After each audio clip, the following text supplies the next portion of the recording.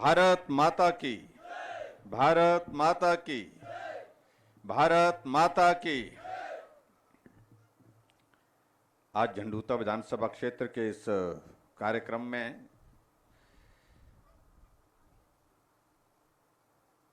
जिनका आप अपने अभी जिनका संबोधन सुना, आपके लोकप्रिय विधायक, पूर्व में अधिकारी रहे भाई जीतराम कटवाल जी, बिलासपुर के माननीय विधायक श्री सुभाष ठाकुर जी,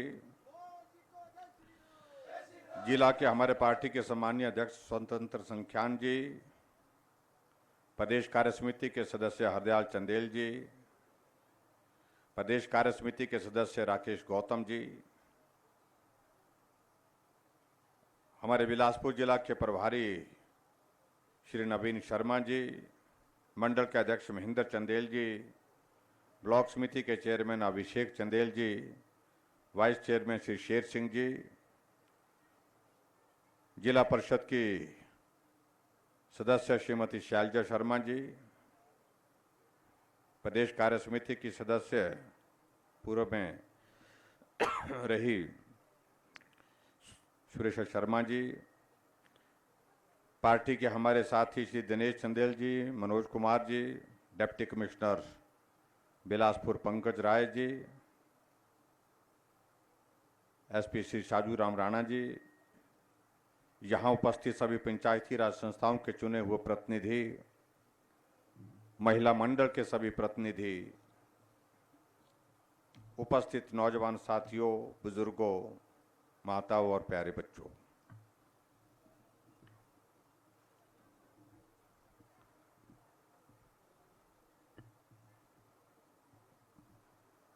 आज झंडूता विधानसभा क्षेत्र में एक बार फिर से आप सबके बीच में आने का अवसर प्राप्त हुआ है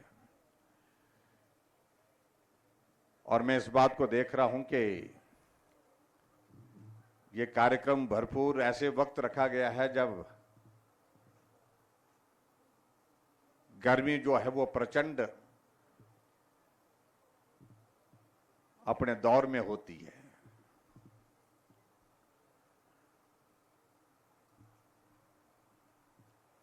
इन दिनों हालांकि बरसात का भी मौसम है, लेकिन बरसात के मौसम में जब इन इलाकों में आते हैं, बिलासपुर में आते हैं, हमीरपुर में आते हैं, ऊना में आते हैं, अगर बारिश नहीं होती है तो गर्मी का प्रकोप इतना भयंकर होता है, इतना भयंकर होता है जिसकी आप कल्पना नहीं कर सकते। और यहां मैं देख रहा हूं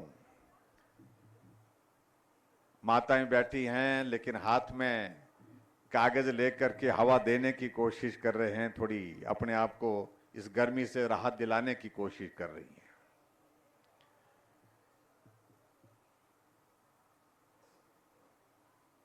मैं लंबी बात नहीं कहूंगा, मैं विधायक महोदय जी को कह भी रहा था, इतनी गर्मी में सभा का आयोजन करना ये सजा से कम नहीं है।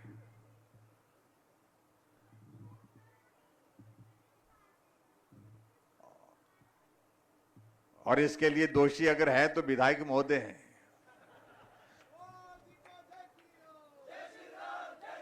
शायद ये परीक्षा ले रहे हैं आप लोगों की कि भाई आप तैयारी में कितने हैं कि आने वाले 4 महीने 5 महीने के बाद चुनाव होगा और उस चुनाव के दौर में हम सबको जाना है, तो उसके लिए आपकी तैयारी कितनी कर है, क्या इस गर्मी को आप सहन कर सकते हैं।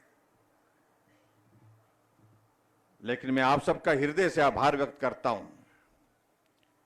नहीं तो आमतौर पर ऐसा होता है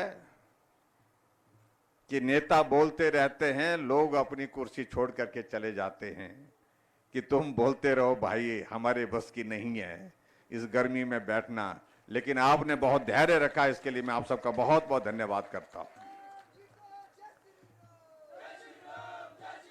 नौजवान तो समझ में आते हैं कि भाई वो उनका जोश है, लेकिन बुजुर्ग लोग भी अपने अपने स्थान पर बैठे हैं और माताओं की संख्या सबसे ज्यादा है। इसलिए मैं चाहूंगा कि एक बार जोरदार ताली उनके लिए होनी चाहिए।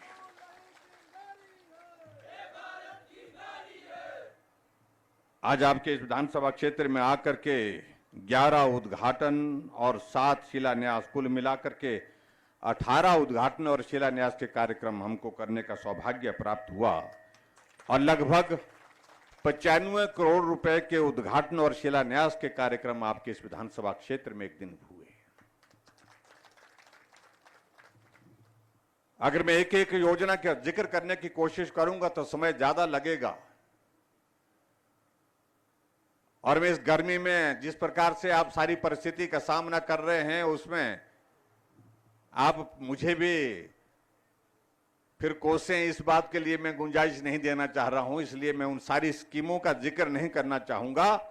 लेकिन मैं इतना जरूर कहना चाहूंगा कि 18 योजनाएं जिनका शिलान्यास और उद्घाटन यहां पर हुआ, जिस पर 95 करोड़ के लगभग खर्च हम कर रहे हैं और किया है, उसके लिए आप सबको बहुत बहुत बधाई, बहुत बहुत शुभकामनाएं। कई लोग इस बात को लेकर के कहने की कोशिश करते हैं। आज मैं एक बात को देख रहा था, एक हमारे कांग्रेस के मित्र हैं यहां से, फेसबुक में लिखा है कि मुख्यमंत्री जी आपका तो स्वागत है और मुख्यमंत्री सबका होता है। और हम भी इस बात को मानते हैं, भाई हम सबके हैं। कहा कि इस क्षेत्र में आकर के जो विभिन्न योजनाएं हैं, विकास कार्य करने की जो जरूरतें हैं, उनको आप पूरा करें, सिर्फ चुनाव के लिए घोषणा ना करें। मैं उनको ये कहना चाह रहा हूं कि मैं इस विधानसभा क्षेत्र में, मेरा ये पहला दौरा नहीं है, दूसरा नहीं है, तीसरा नहीं है, ये चौथा दौरा है। और मालूम नहीं उनके जो मुख्यमंत्री पूर्व में रहे वो कितनी बार इस विधानसभा क्षेत्र में आए और क्या दे करके गए। और मैं ये भी देख रहा था, उनने सबका जिक्र किया है। ये बागछाल का पुल भी हमारी देन है, पॉलिटेक्निक कॉलेज भी हमारी देन है, ये सारे विकास कार्य जिनका उद्घाटन कर रहे हैं ये हमारी देन है। मैं एक बात यहां कटवाल जी ने कहा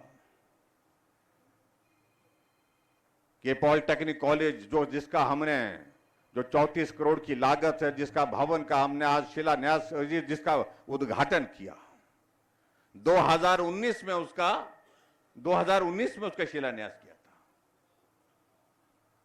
और आज वो भवन बन करके तैयार हुआ। और 2022 में अगर वो भवन बन करके तैयार हुआ, उसमें से बजट की अगर आप तफसील निकालें, डिटेल निकालें कि कौन से कार्यकाल में उस भवन के निर्माण के लिए पैसा दिया गया था। कहना आसान होता है, लेकिन मैं बधाई देना चाहता हूं आपके विधायक महोदय जी को। जस्ट पॉलिटेक्निक कॉलेज जो कि हमीरपुर में चला करता था, यहां पर 2019 में इसकी शुरुआत की और शुरुआत करने के बाद ये भवन पूरा होना चाहिए। एक बार नहीं, अनेक बार इस भवन को पूरा करने के लिए ये कमी रह गई, वो कमी रह गई, इस कमी को पूरा करो, हॉस्टल का इंतजाम करना है, सारी चीजों को लेकर के इन्होंने पैसे के प्रावधान, एक एक पैसा जो है इस भवन के निर्माण के लिए यहां पर उपलब्ध कराने के लिए सदैव प्रयत्नशील रहे। उसके लिए मैं इनको बहुत बहुत बधाई देता हूं। लेकिन फिर भी मैं उन सारी बातों में जाना भी नहीं चाह रहा हूं, क्योंकि विपक्ष के हमारे मित्र हैं, उनने कुछ कहना है और जब कहना है तो वो कहते रहे, लोकतंत्र है। आज मुझे इस बात को लेकर के प्रसन्नता है कि हिमाचल प्रदेश के एक कोने से लेकर के दूसरे कोने में एक विधानसभा क्षेत्र हिमाचल प्रदेश में ऐसा नहीं है जिस विधानसभा क्षेत्र में 2 बार, 3 बार, 4 बार, 5 बार मैं नहीं गया हूं। हमने ऐसे भी मुख्यमंत्री देखे जिनके 5 वर्ष के कार्यकाल पूरे हो गए, लेकिन आधे से ज्यादा विधानसभा क्षेत्र उनमें एक बार भी जाना नहीं होता था मुख्यमंत्री का।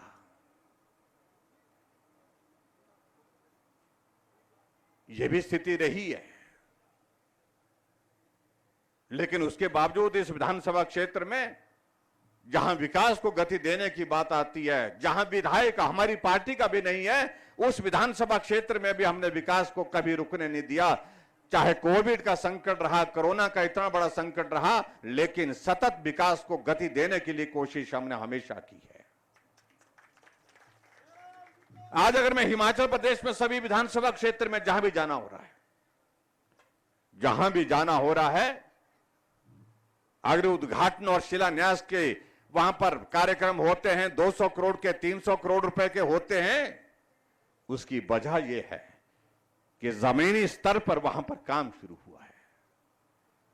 जहां पुल का निर्माण होना था वहां पर पुल का निर्माण किया गया, जहां भवन का निर्माण होना था स्कूल के, वहां स्कूल के भवन का निर्माण किया गया, जहां हॉस्पिटल के भवन का निर्माण होना था वहां हॉस्पिटल के भवन का निर्माण किया गया, जहां कॉलेज के भवन का निर्माण होना था वहां पर कॉलेज के भवन का निर्माण किया है।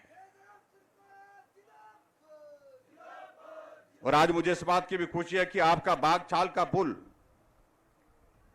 का काम चला है और आने वाले समय में मैं उम्मीद करता हूं कि वो बागछाल का पुल भी बहुत जल्दी बन करके तैयार हो जाएगा।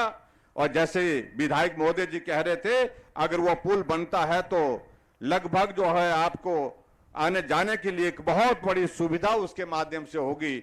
और ये बागछाल का पुल बहुत जल्दी हम पूरा करने की स्थिति में हो पा रहे हैं।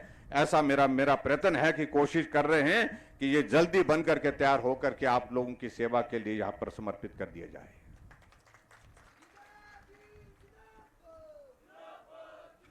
पानी की स्कीम का जिक्र यहां पर कर रहे थे और मुझे लगता है वो भी हमारी एक कोटाधार की हमारी पानी की स्कीम जो है वो बन करके तैयार होने वाली है।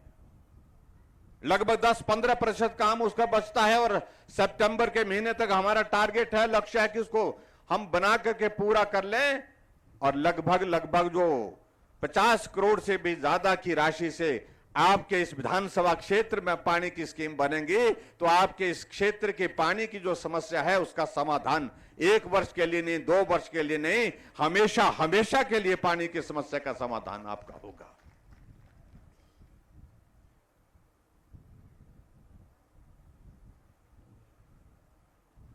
आजकल हम जब लोगों के बीच में जाते हैं, लोगों से बात करते हैं तो हमारे विपक्ष के हमारे मित्रों को बहुत परेशानी होती है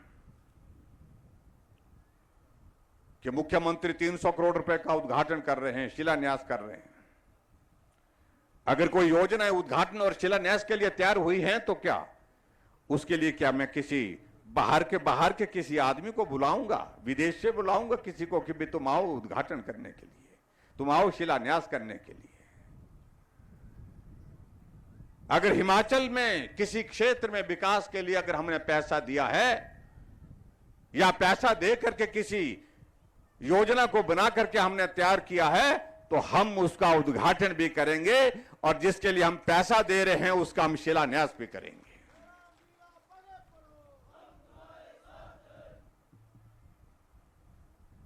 मैंने कभी भी ऐसी बौखलाहट नहीं देखी जो वर्तमान में हमारे कांग्रेस के नेताओं में। जब कुछ नहीं चलता है, जब लोग नहीं सुन रहे हैं, लोग नहीं मान रहे हैं उनकी बात को, तो जोर जोर से चिल्लाना शुरू कर देते हैं, चीख चीख करके बोलना शुरू कर देते हैं। और मैं उनको इतना ही कहना चाहता हूं, जितना ऊंचे बोलते जिन जिन लोगों को देखा हमने वो वापिस लौट करके विधानसभा के अंदर नहीं पहुंचे, जो इस बात का उनको मुझे लगता है कि थोड़ा संज्ञान लेना चाहिए इतिहास से भी।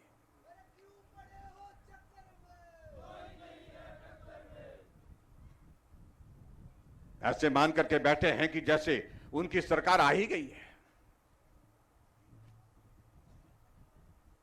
और ऐसी ही बातें कुछ दिन पहले जब 5 राज्यों के चुनाव हो रहे थे, जिन 5 राज्यों में से एक राज्य में उनकी सरकार थी, पंजाब जो हमारे पड़ोस का राज्य है, उस राज्य के बारे में तो इतना चीख चीख करके कह रहे थे, चन्नी साहब आ रहे थे, लेकिन जब परिणाम निकला तो चन्नी साहब दोनों जगह से निपट गए।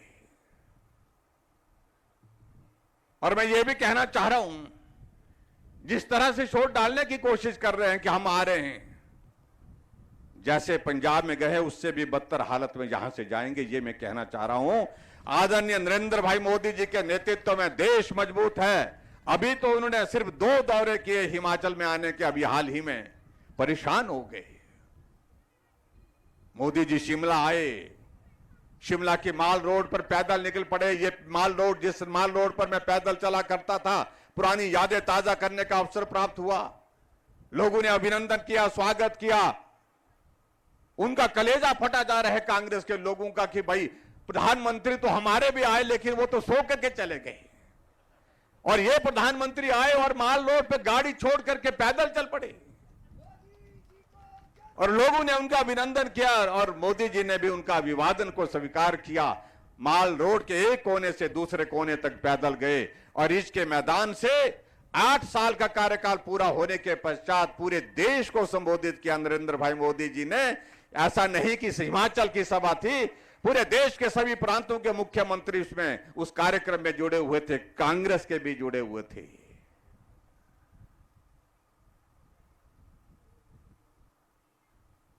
कुछ दिनों के बाद नरेंद्र मोदी जी का फिर से आना हो गया धर्मशाला। कांग्रेस के लोग फिर परेशान हो गए, फिर आ रहे हैं मुख्यमंत्री। हमने कहा आ रहे हैं, बोलते रुकेंगे भी। मैंने कहा हाँ रुकेंगे भी, रात को रुकेंगे। मैंने कहा आपको कोई परेशानी नहीं? नहीं बोलते मैं तो ऐसे पूछ रहा था। अरे काहे को पूछ रहे हो? प्रधानमंत्री जी हिमाचल आ रहे हैं, हिमाचल को अपना घर मानते हैं, हिमाचल के लोगों के साथ उनका स्नेह है, प्यार है। अगर हिमाचल आकर के प्रधानमंत्री जी रुक रहे हैं, धर्मशाला का इतिहास बन गया। प्रधानमंत्री जी धर्मशाला में 1 नहीं 2 दिन वहां पर चीफ सेक्रेटरी की कॉन्फ्रेंस में रहे और लोगों ने स्वागत किया। 1.5 किलोमीटर 2 किलोमीटर की कतार लगा करके लोगों ने उनको अपनी पलकों पर बिठाया। और मुझे नहीं मालूम आज से पहले कोई प्रधानमंत्री धर्मशाला आए हों और वहां पर रुके हों, लेकिन हमें गर्व की बात है कि हमारे प्रधानमंत्री नरेंद्र मोदी जी, जो विश्व के सबसे लोकप्रिय नेता हैं, विश्व के सबसे मजबूत नेता हैं, वो हिमाचल आए, धर्मशाला आए और रात को भी ठहरे। 2 दिन वहां पर रुक करके जो है उस कॉन्फ्रेंस में का हिस्सा बने। अभी तो बरसात का मौसम है, नहीं तो अभी तक और तीसरी बार आ जाना था उन्होंने। अभी हमने ही कहा कि थोड़ा बरसात कम होने देते हैं, उसके बाद फिर आइए। और मैं आपके बीच में ये जरूर कहना चाहूंगा, आएंगे प्रधानमंत्री जी, बहुत जल्दी आएंगे, चंबा जाएंगे। आपके बिलासपुर में एम्स का भवन बन करके तैयार हो रहा है और लगभग तैयार हो गया है, और इसी महीने के अंत में या अगस्त के महीने में प्रधानमंत्री जी एम्स का उद्घाटन करने के लिए बिलासपुर भी आएंगे। ये भी मैं कहना चाह रहा हूं, और कांग्रेस के हमारे मित्र सुन लें कि बिलासपुर में भी आएंगे और बिलासपुर में भी लोगों से मिलेंगे, बिलासपुर में भी लोगों को संबोधित करेंगे। और साथ में हमारी पार्टी के सम्मानीय राष्ट्रीय अध्यक्ष जगत प्रकाश नड्डा जी, जिनकी देन है ये ऑल इंडिया मेडिकल इंस्टीट्यूट हमारा बिलासपुर का, वो भी साथ में आएंगे। अनुराग ठाकुर जी भी साथ आएंगे। परेशान हुए पड़े हैं।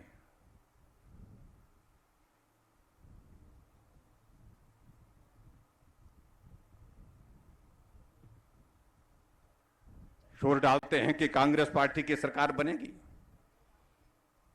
कहां बनेगी, कैसे बनेगी? जब लोग बनने देंगे तब ना।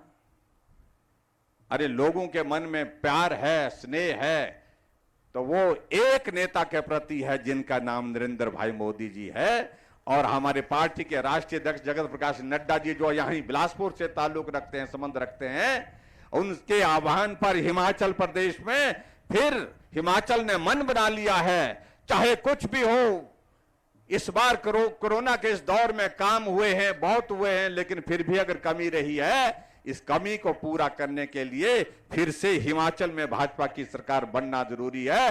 डबल इंजन की सरकार होगी तो हिमाचल आगे बढ़ेगा, और हिमाचल की जरूरत नरेंद्र भाई मोदी जी को मजबूत करना है, और इस कमी को हम कभी भी छूटने नहीं देंगे। इस कमी को हम पूरा करेंगे। आज से पहले दौर चलते रहे होंगे 5 वर्ष के बाद बदलाव के, लेकिन अब की बार हमने तय किया है इस रिवाज को ही बदल डालेंगे, हिमाचल में फिर भाजपा की सरकार बनाएंगे।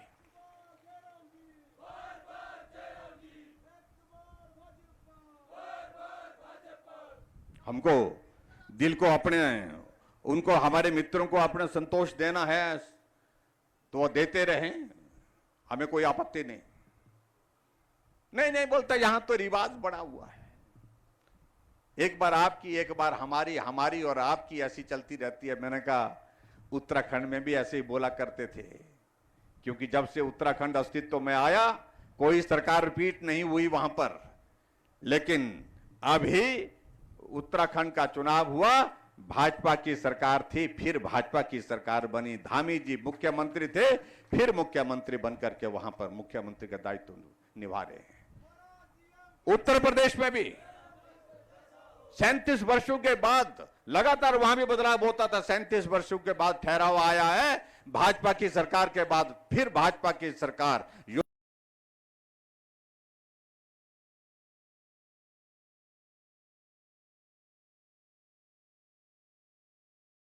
देश है। और इस छोटे से प्रदेश में नरेंद्र भाई मोदी जी का आशीर्वाद जिस प्रकार से हम सब लोगों के साथ है, हम निश्चित करेंगे, सुनिश्चित करेंगे, हर हालत में इस बात को तय करेंगे, इस बार इस रिवाज को, बदलाव के रिवाज को बदलेंगे और हिमाचल भी गुजरात की तरह भाजपा के साथ फिर भाजपा की सरकार। वो कहते हैं ना, एक बार भाजपा, बार बार भाजपा, बार बार भाजपा, लगातार भाजपा। ये आने वाले समय में हम हिमाचल प्रदेश में भी हम शुरू करेंगे। जब हम बोलते हैं ऐसे तो कांग्रेस को बहुत परेशानी होती है, बहुत परेशानी होती है, सो नहीं पाते हैं। कई संदेश करते हैं कि भाई साहब बाकी तो ठीक है, लेकिन अगर ऐसे हालात हुए तो पूरे देश में तो हम समाप्त हो गए, कांग्रेस पार्टी समाप्त हो गई है, लेकिन हिमाचल में थोड़ी सी बची है, थोड़ी सी बची है, तो उसके बाद तो कहीं मिलेगी नहीं। मैंने कहा भाई कर्म ही ऐसे किए हैं आप लोगों ने, अब कर्म का भुगतान करना पड़ेगा, ये बात तय है। उत्तर प्रदेश में 400 से ज्यादा सीटें हैं और कांग्रेस की कितनी आई? 2। और अब जाकर के लोगों के बीच में जा रहे हैं, नौकरी नहीं मिल रही है, वो नहीं मिल रहा है, जैसे कि तुमने तो किसी को नौकरी के बिना छोड़ा ही नहीं।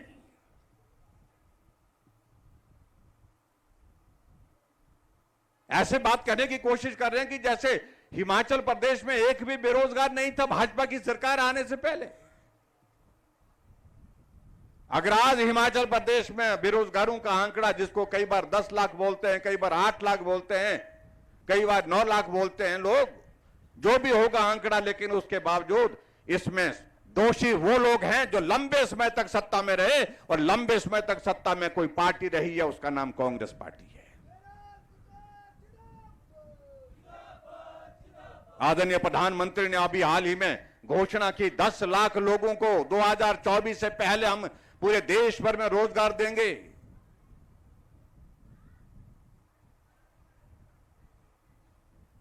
और उसी प्रकार से जितने भी बेरोजगार हैं, जिन बेरोजगारों को रोजगार नहीं दे सकते, उनको स्वावलंबन के माध्यम से उनको हम अपने पांव पर कैसे खड़ा कर सकते हैं, उसके लिए प्रयत्न करेंगे।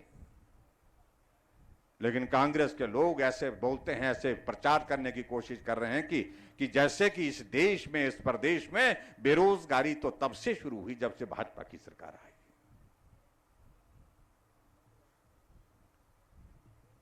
आज आदरणीय प्रधानमंत्री को, देश के प्रधानमंत्री के 8 साल हो गए नरेंद्र भाई मोदी जी को। एक घटना बता दो भ्रष्टाचार की, आप एक नेता का नाम लीजिए जिस नेता पर भ्रष्टाचार का आरोप लगा हुआ पूरे देश भर में। इसलिए नहीं लगा क्योंकि देश में परिवर्तन हुआ है। एक ईमानदार व्यक्ति जो है, एक ईमानदार नेता जो है, देश का नेतृत्व कर रहा है, जिनका नाम नरेंद्र भाई मोदी है। नहीं तो दौर क्या होता था? 1,86,000 करोड़ रुपए का घोटाला, 1,76,000 करोड़ रुपए का घोटाला, ये दौर आजकल हमको देखने को मिलते, लेकिन 1 रुपए का घोटाला नहीं। ये अंतर है जिस अंतर को पूरे देश ने समझा है और यहां हिमाचल प्रदेश में हमारे विपक्ष के मित्रों को भी समझाना होगा।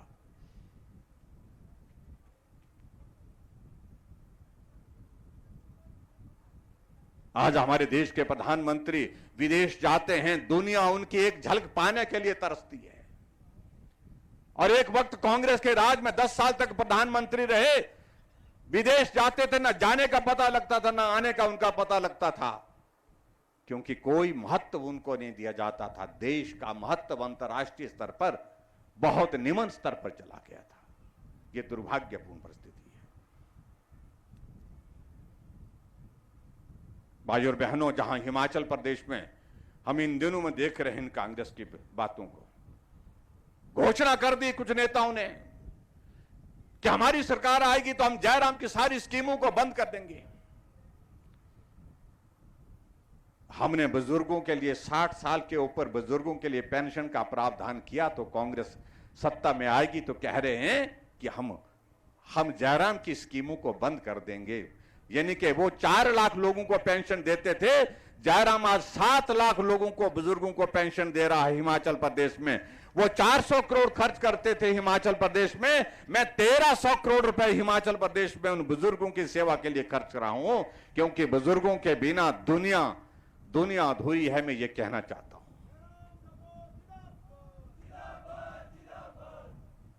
हमने हिमाचल प्रदेश में गरीब लोगों के इलाज के लिए हिमकेयर की शुरुआत की। 50 साल सत्ता में कांग्रेस पार्टी रही, गरीब आदमी बीमार होने पर विवश हो जाता था घर गिरवी रखने के लिए, घर जमीन बेचने के लिए, क्योंकि उसके पास इलाज के लिए पैसा नहीं होता था।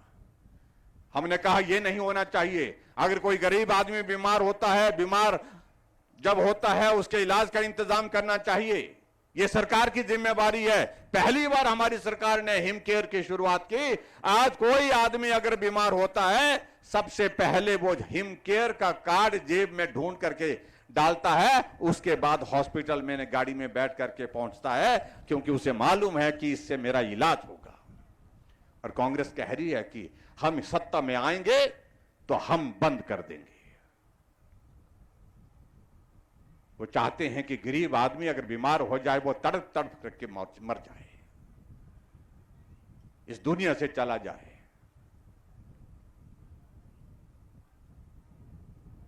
हमने हर घर को गैस का चूल्हा दिया। कांग्रेस सत्ता में इतने लंबे समय तक रही,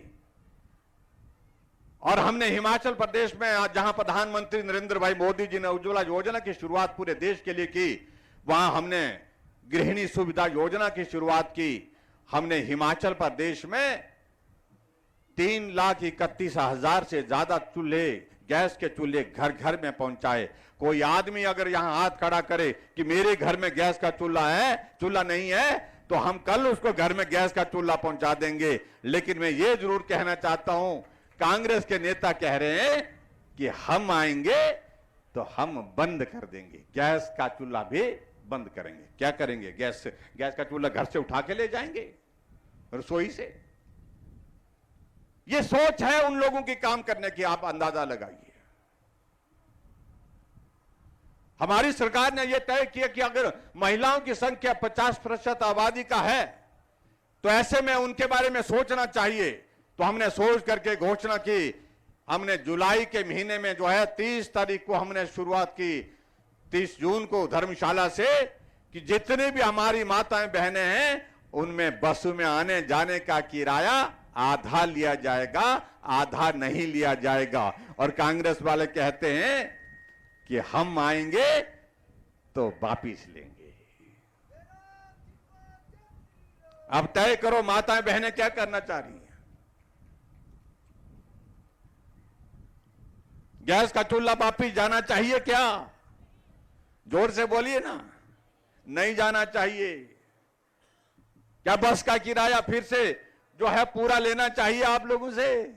नहीं लेना चाहिए। तो उसके लिए महिलाओं को, माताओं बहनों को काम करना होगा, घर घर में जाकर के, कि अगर ये सत्ता में आए तो बस का किराया जो माफ किया हमारी सरकार ने, भाजपा की सरकार ने, उसको भी वापस लेंगे, गैस का चूल्हा भी उठा करके ले जाएंगे। ये कांग्रेस के एक नेता नहीं, अनेक नेताओं ने मंच पर से भाषण दिए हैं। मैं इसलिए इस बात का मैं जिक्र कर रहा हूं। हमने नौजवानों के लिए मुख्यमंत्री स्वावलंबन योजना के अंतर्गत वो अपना कारोबार करे, अपने कारोबार से अपना परिवार के लिए आजीविका कमाए, अपने परिवार के लिए वो रोजगार का साधन अपनाए।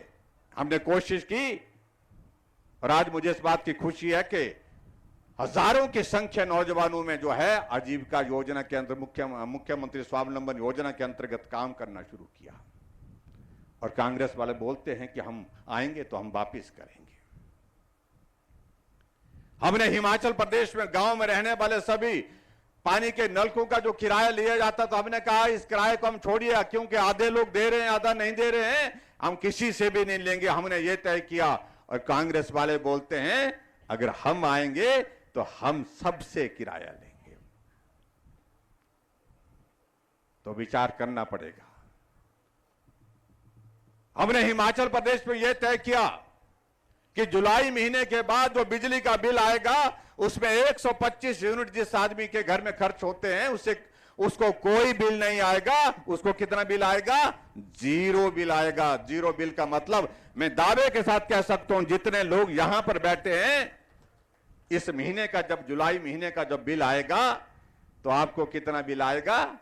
0 बिल आएगा, क्योंकि 125 यूनिट हम खर्च नहीं कर पाते हैं। हां, किसी के घर में कोई मशीन लगी है, कोई उद्योग लगा है तो ज्यादा खर्च होता होगा, लेकिन घर में बिजली के लिए, इसके लिए जो हम लट्टू जलाते हैं, फैन चलाते हैं, फ्रिज चलाते हैं, उसमें 125 यूनिट से ज्यादा खर्च नहीं होता है।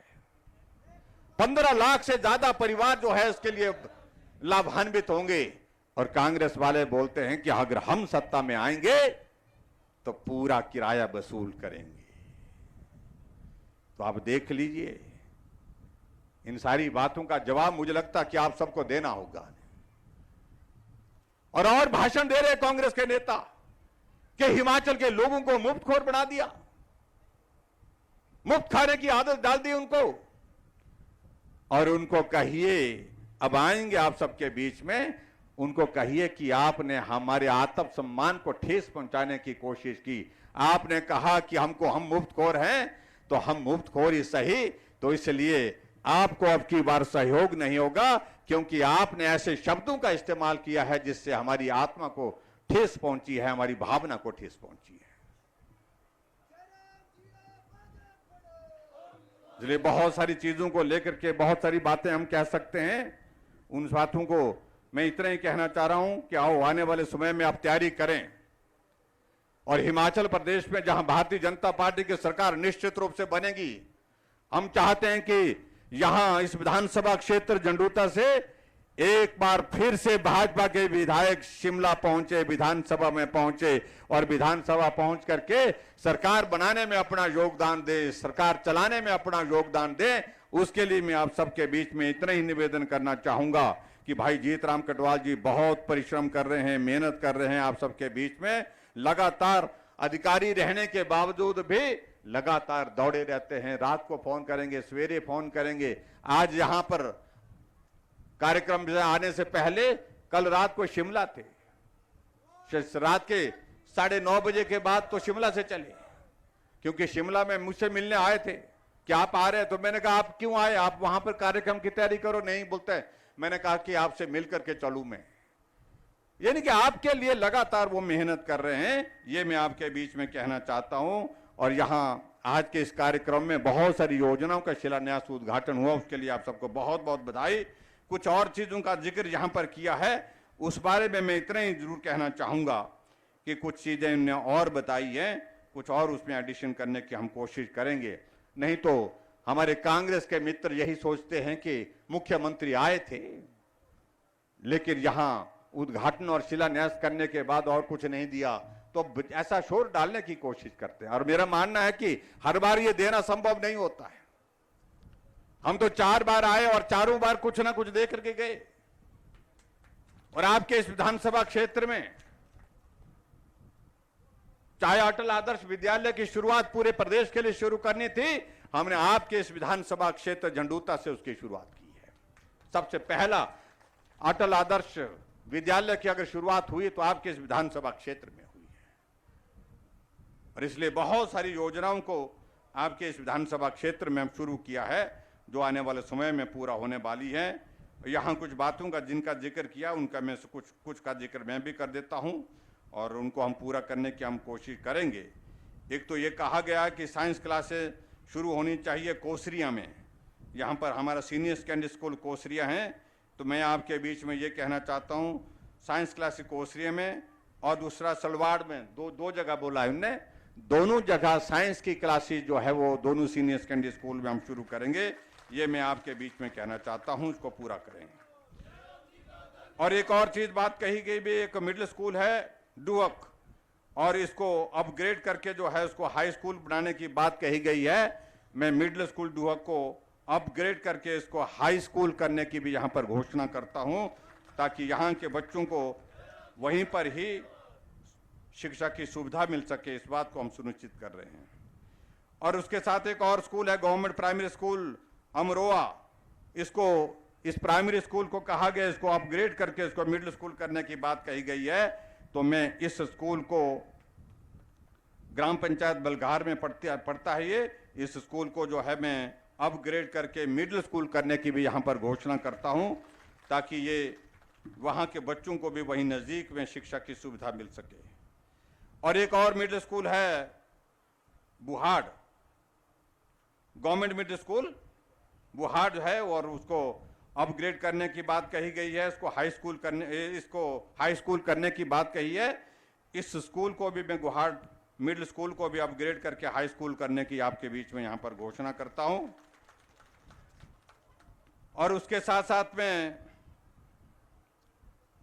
एक स्कूल गवर्नमेंट हाई स्कूल मरोतन जो है वो उसको अपग्रेड करके इसको सीनियर सेकेंडरी स्कूल करने की बात कही गई है। बच्चों की संख्या ठीक होनी चाहिए यहाँ पर, और अगर बच्चों की संख्या ठीक पाई जाती है तो इस स्कूल को भी मैं हाई स्कूल से अपग्रेड करके सीनियर सेकेंडरी स्कूल करने की भी यहाँ पर घोषणा करता हूँ। इसके अलावा आगे बढ़कर के एक बात और कही गई है कि पुलिस पोस्ट जो है यहाँ पर गेड़वी और कलोल, दो जगह कहा गया है कि यहाँ पर पुलिस पोस्ट होनी चाहिए। ये दोनों जगह थोड़ा कठिन इलाका है, इस इलाके की सुविधा के हिसाब से वहां पर होनी चाहिए, तो दोनों जगह पुलिस पोस्ट की भी स्वीकृति हम देंगे। ये भी मैं आपके बीच में कहना चाहता हूं, इसको भी हम करेंगे। एक पटवार सर्कल मलराव करके है, जहां मांग की है उन्होंने कि भी यहाँ पर ये पटवार सर्कल खुलना चाहिए, तो मलराव में एक नया पटवार सर्कल खोल करके देंगे, ताकि रेवेन्यू के केसेस को लेकर के कामकाज को वहां पर सुविधा लोगों को वहीं पर वहां नजदीक मिल सके। और एक और आगे बढ़ करके एक एग्रीकल्चर एक्सटेंशन ऑफिस की जो है ऑफिसर की एक ऑफिस खोलने की बात आ रही है गेढ़वी, तो गेढ़वी में एग्रीकल्चर एक्सटेंशन ऑफिसर का भी पद जो है स्वीकृत करके यहां पर खोला जाएगा। ये भी मैं आपके बीच में कहना चाहता हूं, उसको भी हम पूरा करेंगे। इसके अतिरिक्त एक यहां पर कहा गया कि जल शक्ति सब डिवीजन तलाई में खोलने की बात कही गई है, और इसके लिए क्योंकि इसकी प्रपोजल हमको मंगवानी पड़ेगी, क्योंकि इसमें सेक्शन भी, तो इसके लिए इस विभाग को, मैं जल शक्ति विभाग को मैं कह रहा हूं कि इसकी प्रपोजल जल्दी से बना करके भेजें, और जल्दी से बना करके इस प्रपोजल को हम ठीक तरह से देख लेंगे, और उसमें नॉर्म्स के मुताबिक जो रिक्वायरमेंट रहती है जिन चीजों की वो पूरी होनी चाहिए, और अगर पूरी होने के करीब होंगी तो निश्चित रूप से जल शक्ति का सब डिवीजन खोलने की भी बात जो मांग की है यहाँ, उसको भी पूरा करेंगे। ये भी मैं आपके बीच में कहना चाहता हूं, उसको भी पूरा करने के लिए हम आगे बढ़ के काम करेंगे। और उसके बाद एक और चीज बताई गई है, एक नई पीएससी जड्डू में खोलने के लिए बात कही है, तो ये पीएससी जड्डू की जो है इसको हम खोलेंगे, इसको भी मैं आपके बीच में कहना चाहता हूं, उसको भी पूरा करेंगे। और दूसरी दो चीजों को लेकर के ही है, एक पीएससी गेढ़वी और पीएससी कलोल, दो पीएससी कही है, इनको अपग्रेड करने की बात कही है। अगर ये नॉर्म्स को पूरा करते हैं तो इनको दोनों को पीएससी से इसका दर्जा बढ़ा करके सीएससी करने की बात को भी पूरा किया जाएगा। जो आग्रह हमारे सामने किया है, ये भी मैं आपके बीच में कहना चाहता हूं, इसको भी पूरा करेंगे ये। और एक और चीज यहां पर बताई गई है, जो इलेक्ट्रिकल सब डिवीजन जो बताया यहां पर, और ये सब डिवीजन खोलने के लिए कहा है जेजवी में यहां खोलने की बात कही है, और ये शायद बैकवर्ड एरिया है शायद मेकल में, तो वहां पर उस एरिया में खोलने की बात कही है। इसको भी पूरा करेंगे और इसकी भी सारी प्रपोजल मंगवा लेंगे ताकि यहां पर इसको भी पूरा कर सके। ये भी मैं आपके बीच में कहना चाहता हूं। और एक और चीज यहां पर कही गई है कि सब तहसील तलाई खोलने की बात कही गई है। और मुझे जो जानकारी मिली कि यहां पटवार सर्कल में कल 7-8 पटवार सर्कल होंगे। मैंने डिप्टी कमिश्नर को कहा कि इसकी प्रपोजल आप बना करके भेजिए, और आपके बीच में मुझे ये कहना है कि अगर पॉपुलेशन और सारी चीजें इसके नॉर्म के मुताबिक इसमें जो हम उस क्राइटेरिया को पूरा करते हैं, तो तलाई में एक सब तहसील खोलने की भी मैं यहां पर घोषणा करता हूं। इसको भी पूरा करेंगे ताकि वहां, क्योंकि वहां देव सिद्ध हमारा बहुत प्रसिद्ध मंदिर भी है, और मंदिर में भी नगर पंचायत साथ में है, और नगर पंचायत के सीईओ के नाते भी वहां पर जो है इनके पास ये काम दिया जा सकता है। उस दृष्टि से भी इसका लाभ रहेगा, और इस सब तहसील को बनाने से निश्चित रूप से उस इलाके के लोगों को रेवेन्यू से संबंधित जितने भी कामकाज हैं उनको निपटाने में, उनका समाधान करने में सुविधा रहेगी। और अंत में एक बार और मैं कहना चाह रहा हूं, एक और जो कहा गया है कि बलसीना में कहा गया कि यहां पर कॉलेज खुलना चाहिए, और बात तो ये आ रही थी कि गर्ल्स कॉलेज की बात कही गई है। हम थोड़ा इसको एग्जामिन कर लेंगे। गर्ल्स कॉलेज के लिए स्ट्रेंथ चाहिए, बेटियों की स्ट्रेंथ कितनी हो पाएगी। कई बार हमने देखा है कि जिला मुख्यालय में जो हमारे गर्ल्स कॉलेज खोले गए हैं वही ठीक प्रकार से व्यवस्थित ढंग से चल पा रहे हैं। इसके अतिरिक्त दूसरी जगह जो गर्ल्स कॉलेज खोले गए हैं वहां की स्ट्रेंथ में कमी रह जाती है कई बार। लेकिन मैं इतना जरूर कहना चाहता हूं, आपके यहां पर फिलहाल में डिग्री कॉलेज खोलने की घोषणा करता हूं, और डिग्री कॉलेज आपका बलसीना, बेटियां भी पढ़ें बेटे भी पढ़ें, इस बात को हम सुनिश्चित करेंगे। इतना मैं आज के इस कार्यक्रम में आप सबके बीच में कहना चाहता हूं। आपने जो कहा हमने वो किया कि नहीं किया? अब आप वो करेंगे जो हम कहेंगे। आप समझ सकते हैं कि मैं क्या कहने वाला हूं।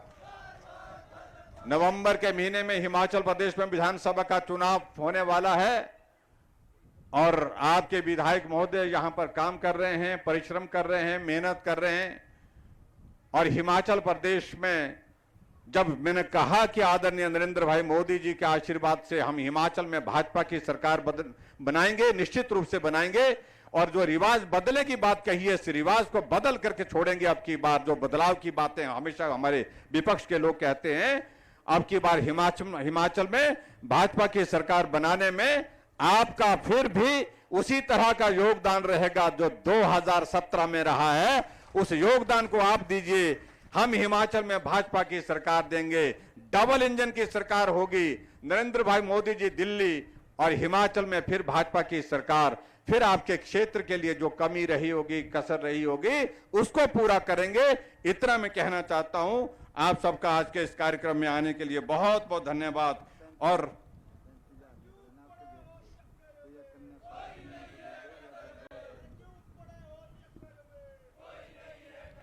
और मुझे यहां पर कहा गया कि